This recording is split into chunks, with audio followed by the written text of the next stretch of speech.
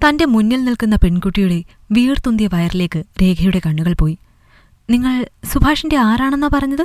തന്റെ മുന്നിൽ നിൽക്കുന്ന മധ്യവയസ്കയോട് രേഖ വീണ്ടും ചോദിച്ചു. അവളുടെ ശബ്ദം ഇടറുന്നുണ്ടായിരുന്നു. ഉള്ളിലൊരു മിന്നൽ പിണർ പാഞ്ഞു പോകുന്നത് പോലെ അവൾക്ക് തോന്നി. ഇത് സുഭാഷിന്റെ ഭാര്യയാണ്, ചിത്ര. ഞാൻ ഇവളുടെ അമ്മയും. ആ മധ്യവയസ്കയുടെ വാക്കുകൾ ഒരു ഇടിമിന്നൽ പോലെ രേഖയുടെ കാതുകളിൽ പതിച്ചു. ആ വാക്കുകൾ കേട്ട് രേഖ തരിച്ചു നിന്നുപോയി. അവളുടെ ചുറ്റുമുള്ള ലോകം കീഴ്മേൽ മറിയുന്നതുപോലെ ശ്വാസം നിലച്ചുപോകുന്ന അവസ്ഥ. താൻ കേട്ടത് സത്യമാണോ എന്ന് വിശ്വസിക്കാനാവാതെ അവൾ തളർന്നു. മുന്നിൽ നിൽക്കുന്ന ചിത്ര എന്ന പെൺകുട്ടി നിഷ്കളങ്കമായി അവളോട് ചിരിക്കാൻ ശ്രമിക്കുന്നുണ്ട്. അവളുടെ ആ വലിയ വയർ രേഖയെ നോക്കി പരിഹസിക്കുന്നത് പോലെ തോന്നി. സുഭാഷ്, തനിക്ക് വേണ്ടി ആരുമില്ലെന്ന് പറഞ്ഞ് കരഞ്ഞ സുഭാഷ്. താനൊരു അനാഥനാണെന്ന്, ഈ ലോകത്ത് തനിക്ക് സ്വന്തമെന്ന് പറയാൻ രേഖ മാത്രമേ ഉള്ളൂവെന്നും ആണയിട്ട അതേ സുഭാഷ്. അവന്റെ ഭാര്യയാണ് തന്റെ മുന്നിൽ നിൽക്കുന്നത്. രേഖയുടെ കണ്ണുകളിൽ ഇരുട്ട് കയറുന്നതുപോലെ തോന്നി. അവൾക്ക് അവരോട് മറ്റൊന്നും പറയാതെ പതറുന്ന ചുവടുകളോടെ വീടിനുള്ളിലേക്ക് കയറി. ഹാളിലെ മേശപ്പുറത്തിരിക്കുന്ന ആ പ്രഗ്നൻസി ടെസ്റ്റ് സ്ട്രിപ്പ് കണ്ടപ്പോൾ അവളുടെ ഭയം ഇരട്ടിച്ചു. അതിലെ ആ 2 ചുവന്ന വരകൾ തന്റെ ജീവിതം തകർക്കുന്നതിന്റെ അടയാളങ്ങളാണെന്ന് അവൾ തിരിച്ചറിഞ്ഞു. കൈകൾ വിറച്ചു. അവളുടെ ഹൃദയം ക്രമാതീതമായി മിടിച്ചു. രേഖ ഒരു വിധവയാണ്. 2 വർഷം മുമ്പാണ് അവളുടെ ഭർത്താവ് രവി ഒരു വാഹനാപകടത്തിൽ മരിച്ചത്. ഒരു ബാങ്ക് ഉദ്യോഗസ്ഥനായിരുന്ന രവിക്ക് രേഖയോട് വലിയ സ്നേഹമായിരുന്നു. ഒരു സാധാരണ കുടുംബത്തിൽ നിന്ന് രേഖയുടെ സൗന്ദര്യം കണ്ടാണ് രവി വിവാഹം കഴിച്ചത്. രവിയുടെ ഇഷ്ടം മാത്രം നോക്കിയാണ് അവന്റെ വീട്ടുകാർ അവളെ ഈ വലിയ കുടുംബത്തിലേക്ക് കൊണ്ടുവന്നത്. രവിയുടെ അമ്മ സുഭാഷിണി ഒരു സ്കൂൾ ടീച്ചറാണ്. വിരമിക്കാൻ ഇനി 3 മാസം കൂടിയേ ഉള്ളൂ.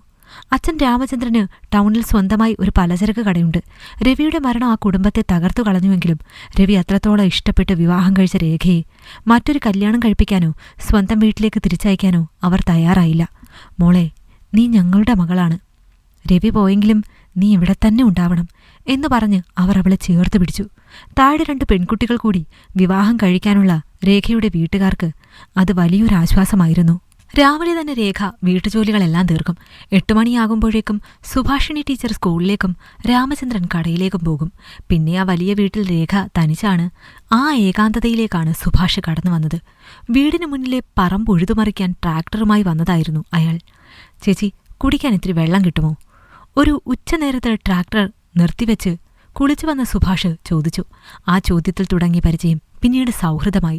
താനൊരു അനാഥനാണെന്നും ദൂരെയുള്ള ഒരു ഗ്രാമത്തിൽ നിന്ന് ഉപജീവനത്തിനായി വന്നതാണെന്നും അയാൾ പറഞ്ഞു, വിശ്വസിപ്പിച്ചു.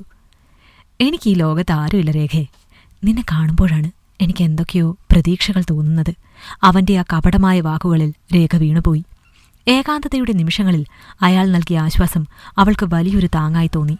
സുഭാഷിണിയും രാമചന്ദ്രനും വീട്ടിൽ നിന്നിറങ്ങിയാൽ സുഭാഷ് ആരും കാണാതെ വീട്ടിലെത്തും. അവർ മടങ്ങി വരുന്നതുവരെ അയാൾ രേഖയോടൊപ്പം ചിലവഴിക്കും. ആ രഹസ്യബന്ധം ഒടുവിൽ രേഖയെ ഗർഭിണിയാക്കി. പേടിക്കണ്ട, ഞാൻ നിന്നെ ഇവിടുന്ന് കൊണ്ടുപോയിക്കൊള്ളാം.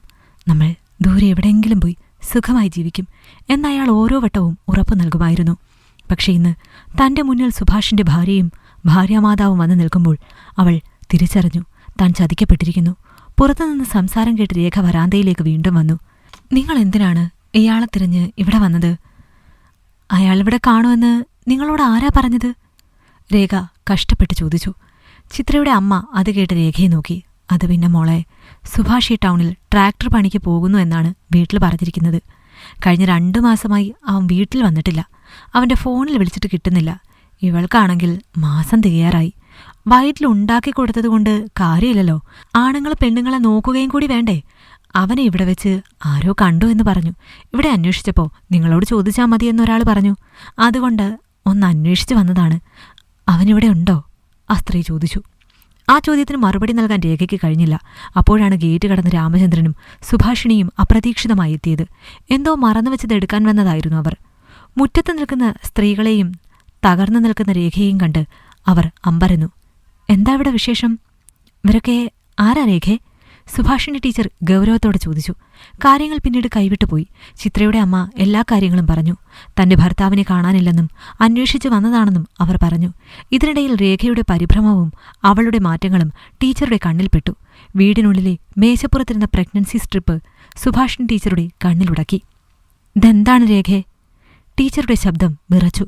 രേഖയ്ക്കിനെ ഒന്നും ഒളിക്കാൻ കഴിഞ്ഞില്ല. അവൾ പൊട്ടിക്കരഞ്ഞു. എല്ലാം ഏറ്റുപറഞ്ഞു. സുഭാഷ് തന്നെ ചതിച്ചതും താൻ ഗർഭിണിയാണെന്ന കാര്യവും അവൾ വിതുമ്പലോടെ പറഞ്ഞു. അത് കേട്ട് രാമചന്ദ്രൻ തകർന്നുപോയി. സുഭാഷിന്റെ ടീച്ചർ രോഷം കൊണ്ട് വിറച്ചു. ഞങ്ങൾ നിന്റെ മകളെപ്പോലെ നോക്കിയില്ലേ? എന്റെ മകൻ മരിച്ചിട്ട് 2 വർഷം തികയും മുമ്പേ നീ ഈ വീട്ടിൽ തന്നെയാണോ കാട്ടിക്കൂട്ടിയത്? അതും പെണ്ണും മക്കളുമുള്ള ഒരുവന്റെ കൂടെ? ടീച്ചർ ആക്രോശിച്ചു. ചിത്രയും അവളുടെ അമ്മയും ഞെട്ടിപ്പോയി. തങ്ങളുടെ സുഭാഷ് ഇത്ര വലിയൊരു ചതി ചെയ്യുമെന്ന് അവർ കരുതിയില്ല. ചിത്ര ആകെ തകർന്നു അവിടെ ഇരുന്നു പോയി. ഇറങ്ങിപ്പോകണം നീ ഈ വീട്ടിൽ നിന്ന്, രാമചന്ദ്രൻ അലറി. നിന്റെ വീട്ടുകാർക്ക് നിന്നെ വേണമെങ്കിൽ അവർ കൊണ്ടുപോകട്ടെ. ഇനി നിനക്കിവിടെ സ്ഥാനമില്ല.